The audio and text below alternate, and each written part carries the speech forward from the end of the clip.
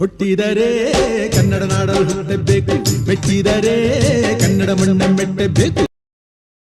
ನಮಸ್ಕಾರ, ಎಲ್ರಿಗೂ ಸ್ವಾಗತ. ಹೊಸ ದೆವ್ವದ ಕಥೆಯೊಂದಿಗೆ ಎಲ್ಲರೂ ಚೆನ್ನಾಗಿದ್ದೀರಾ ಅಂತ ಅಂದ್ಕೊಂಡಿದ್ದೀನಿ. ಈ ಒಂದು ಕಥೆ ಆ್ಯಕ್ಚುಲಿ ಆಗಿರೋದು ಬಂದ್ಬಿಟ್ಟು ಹಾಸನದ ಇಟ್ಟೆಕಾನಹಳ್ಳಿ ಈ ಒಂದು ಊರಲ್ಲಿ ಆಗಿರುವಂತಹ ಒಂದು ಘಟನೆ. ಈ ಒಂದು ಘಟನೆನ ನಮಗೆ ತಿಳಿಸ್ಕೊಟ್ಟಿರೋರು ಬಂದ್ಬಿಟ್ಟು ಅವ್ರ ಹೆಸರು ಸುಜಾತ ಅಂತ ಹೇಳಿ. ಇವರು ಮೂಲತಃ ಅದೇ ಊರಿನವರೇ.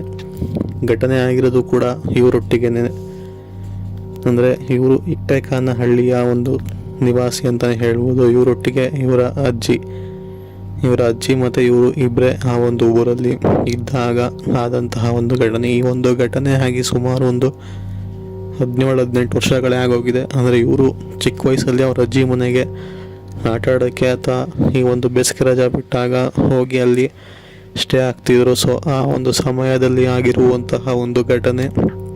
ಸೊ ಆ ಟೈಮಲ್ಲಿ ಅವರ ಅಜ್ಜಿ ಅವರು, ಅಂದರೆ ಈ ಒಂದು ಸುಜಾತ ಅನ್ನೋರು ಅವ್ರ ಮನೆಗೆ ಹೋದಾಗ ರಾತ್ರಿ ಹೊತ್ತು ಅಷ್ಟಾಗಿ ಮನೆಯಿಂದ ಆಚೆ ಕಡೆ ಕಳಿಸ್ತಿರೋದಿಲ್ಲ. ಯಾಕೆ ಅಂತಂದರೆ ಆ ಒಂದು ಅಜ್ಜಿಗೆ ಗೊತ್ತಿರುತ್ತೆ ಅಲ್ಲಿ ನಡೆಯುವಂತಹ ಎಲ್ಲ ಘಟನೆಗಳು ಕೂಡ.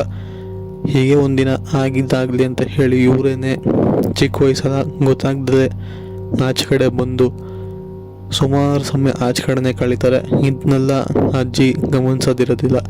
ಯಾಕೆ ಅಂತಂದರೆ ಅವರು ಒಳಗಡೆ ಅಡುಗೆ ಕೆಲಸದಲ್ಲಿ ಸ್ವಲ್ಪ ಬ್ಯುಸಿಯಾಗಿರ್ತಾರೆ. ಆದ ಕಾರಣ ಇದನ್ನೆಲ್ಲ ಗಮನಿಸ್ತಿರೋದಿಲ್ಲ. ಸರಿ ಅಂತ ಹೇಳಿ ಇವರು ಕೂಡ ಬಂದು ಆಚೆ ಕಡೆ ಆಟ ಆಡ್ತಿರ್ತಾರೆ. ಆ ಸಮಯದಲ್ಲಿ ಇವರೊಟ್ಟಿಗೆ ಬೆಳಗ್ಗೆ ಸಮಯ ಕಳೆದಂತಹ ಅಷ್ಟು ಜನ ಇವರ ಸ್ನೇಹಿತರು ಎಲ್ಲ ಏನಿರ್ತಾರಲ್ಲ, ಅವ್ರು ಯಾರು ಕೂಡ ಒಬ್ಬರು ಕೂಡ ಆಚೆ ಕಡೆ ಬರೋದಿಲ್ಲ ಆ ಸಮಯಕ್ಕೆ.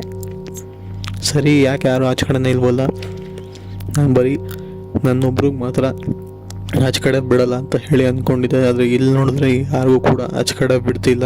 ಇದು ಯಾರೂ ಕೂಡ ಆಟ ಆಡೋದಕ್ಕಿಲ್ಲ ಎಷ್ಟೊತ್ತು ಅಂತ ಒಬ್ಬಳೇ ಸಮಯ ಕಳೀಲಿ ಅಂತ ಹೇಳಿ ಇವರು ಕೂಡ ಹಿಂತಿರುಗಿ ವಾಪಸ್ ರೋಡಿಂದ ಮನೆಗೆ ಹೋಗಬೇಕಾದ್ರೆ ಅವರ ಮನೆ ಬಂದ್ಬಿಟ್ಟು ಹಂಚಿನ ಮನೆ.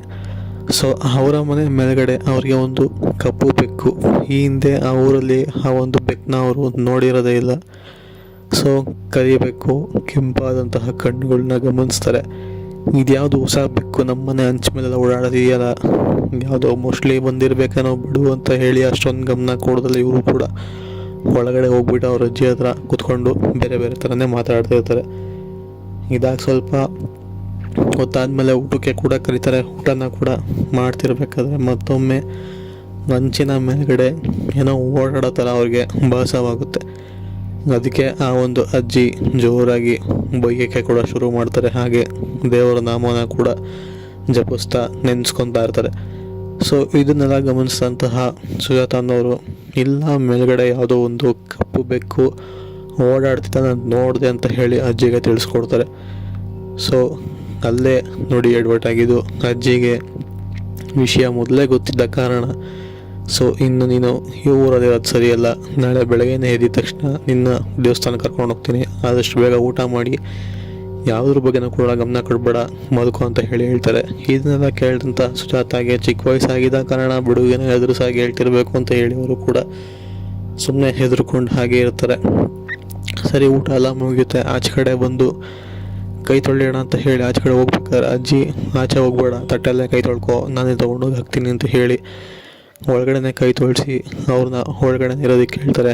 ಆದರೆ ಅಜ್ಜಿ ಮಾತ್ರ ಆ ಒಂದು ಕೈ ತೊಳೆದಿರುವಂತಹ ತಟ್ಟೆನ ತೊಗೊಂಡೋಗಿ ಆಚೆ ಕಡೆ ಹಂಚಿನ ಮೇಲೆ ಎಸಿತಾರೆ. ಹೌದು, ಅವ್ರು ಕೈ ತೊಳೆದಿರುವಂತಹ ನನಗೇನಿದೆಯಲ್ಲ ಅದನ್ನು ತೆಗೆದು ಹಂಚಿನ ಮೇಲೆ ಎಸೆದು ಕೊನೆಗೆ ಆ ಮೂಸಲಿ ತಟ್ಟೆನ ಇಳಿಸ್ಬಿಟ್ಟು ತಟ್ಟೆನ ಆ ಒಂದು ಮಣ್ಣು ಮೇಲೆ ದಬಾಕ್ಬಿಟ್ಟು ಒಳಗಡೆ ಬರ್ತಾರೆ, ಬಾಗಿಲು ಹಾಕೊತಾರೆ, ಬಿಡೋದಿಲ್ಲ. ಸರಿ ಅಂತ ಹೇಳಿ ಬೆಳಿಗ್ಗೆ ಆಗೋ ಈಗೋ ಮಾಡಿ ಕಳೀತಾರೆ.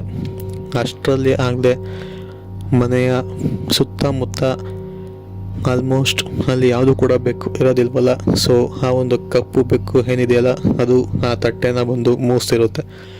ಇದನ್ನು ನೋಡಿದಂತಹ ಅಜ್ಜಿ, ಇಲ್ಲೇನೋ ಎಡವಟ್ ಆಗೋದಂತೂ ಗ್ಯಾರಂಟಿ ಅಂತ ಹೇಳಿ ಆ ಒಂದು ಬೆಕ್ಕನ್ನ ಓಡಿಸ್ಬೇಕು ಅಂತ ಹೋಗ್ತಾರೆ. ಇದ್ದಕ್ಕಿದ್ದಂಗೆ ಬೆಕ್ಕೆ ಮಾಯ ಹೋಗುತ್ತೆ. ಸೊ ಆ ಸಮಯ ಕರೆಕ್ಟಾಗಿ ಸುಜಾತ ಅವರು ಕೂಡ ನೋಡಿರೋವಂಥದ್ದು ಬೆಕ್ಕು ಇದ್ದಕ್ಕಿದ್ದಂಗೆ ಮಾಯ ಆಗಿರೋವಂಥದ್ದು.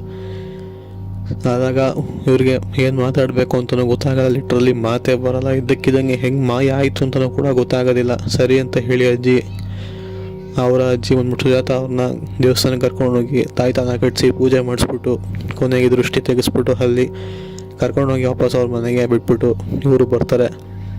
ಬಂದ್ಬಿಟ್ಟು ಆ ಒಂದು ಮನೆ ಏನಿದೆಯಲ್ಲ, ಸೊ ಅಂದರೆ ಅವರು ವಾಸವಾಗಿದ್ದಂತಹ ಊರು, ಕೊನೆಗೆ ಸುಜಾತ ಅವರ ತಂದೆ ತಾಯಿ ಎಲ್ಲರೂ ಕೂಡ ಬಂದು ಅವರ ಅಜ್ಜಿ ವಾಸವಾಗಿದ್ದಂತಹ ಊರಿನಿಂದ ಆ ಒಂದು ಮನೆಗೆ ಚಿಲ್ಕ ಹಾಕ್ಸ್ಬಿಟ್ಟು ಅದಕ್ಕೆ ಒಂದು ಮಂತ್ರ ಕಟ್ಟಿರುವಂತಹ ಒಂದು ಬಟ್ಟೆನ ಸುತ್ತ ಕಟ್ಬಿಟ್ಟು ಯಾರು ಕೂಡ ಮನೆ ಒಳಗಡೆ ಹೋಗದಂಗೆ ಆ ಒಂದು ಅಜ್ಜಿನೂ ಕೂಡ ಕರ್ಕೊಂಡು ವಾಪಸ್ಸು ಅವರ ಊರಿಗೆ ಹೋಗಿರುವಂಥದ್ದು. ಇವರು ಮೂಲತಃ ಬೆಂಗಳೂರಿನಲ್ಲಿ ವಾಸವಾಗಿರುವಂಥವ್ರು, ಬಟ್ ಕತೆ ಆಗಿ ಬಂದ್ಬಿಟ್ಟು ಅವರು ಊರಿಗೆ ಹೋಗಿದ್ದಂತಹ ಸಮಯದಲ್ಲಿ. ಸೊ ಇದು ಆ್ಯಕ್ಚುಲಿ ನಡೆದಿರುವಂತಹ ಘಟನೆ. ಅಂದರೆ ಆ ಒಂದು ಕಪ್ಪು ಬೆಕ್ಕು ಯಾರಿಗೆಲ್ಲ ಕಾಣಿಸ್ಕೊಳ್ಳುತ್ತೋ ಅದು ಬೆಕ್ಕೆ ಅಲ್ಲ, ಇನ್ಫ್ಯಾಕ್ಟ್ ದೆವ್ವ. ಅದು ಯಾವ ರೂಪದಲ್ಲಿ ಬೇಕಾದರೂ ಬಂದು ಯಾರಿಗೆ ಬೇಕಾದರೂ ತೊಂದರೆ ಕೊಡ್ಬೋದು. ಅದನ್ನ ಯಾರು ನೋಡ್ತಾರೋ ಅವರಿಗೆ ಖಂಡಿತ ಏನೋ ಒಂದು ತೊಂದರೆ ಆಗುತ್ತೆ ಅಂತ ಹೇಳಿರುವಂಥದ್ದು. ಸೊ ಇದು ಆಗಿರುವಂತಹ ಕತೆ. ಸಿಗೋಣ ಮುಂದಿನ ವಿಡಿಯೋದಲ್ಲಿ. Until then take care, good bye.